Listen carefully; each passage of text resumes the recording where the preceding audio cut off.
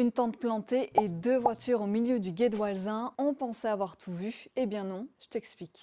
Ces photos ont été publiées par les propriétaires du château de Walsin qui surplombent la plage de Galets. Ces derniers dénoncent très régulièrement les incivilités et les occupations sauvages car le site est classé et protégé et donc interdit d'accès. Mais chaque été, eh bien, l'endroit déborde de kayakistes, de baigneurs, de touristes. Des barbecues y sont même organisés parfois. On y observe aussi de plus en plus souvent du camping sauvage, comme en témoigne cette photo improbable prise le week-end dernier par la locataire du moulin de Walsin. Comment cela est-il possible? Eh bien, comme beaucoup d'autres sites dans le monde, le château de Walsin est victime du fléau touristique des réseaux sociaux. C'est devenu un spot instagrammable. Alors c'est vrai, il a toujours été prisé et l'interdiction a rarement été respectée, mais depuis le Covid, le phénomène a littéralement explosé au point de rendre la situation difficilement gérable. Alors pourquoi ne fait-on rien? Eh bien, ce n'est pas si simple. La police, le DNF, des stewards passent régulièrement, mais pas assez ou de manière sans doute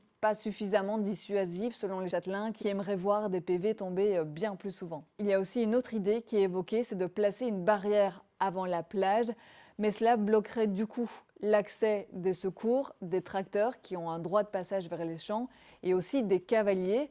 Il y a quelques années, il faut savoir que la rue qui mène à la plage avait été interdite à la circulation, mais cette mesure avait été jugée excessive, notamment par les promeneurs qui empruntent légalement la passerelle qui surplombe le gué et qui s'estimaient lésés. Résultat, on est revenu à la case départ et ça a été à nouveau la porte ouverte aux dérives. Aujourd'hui, les autorités communales disent vouloir prendre le problème à bras-le-corps.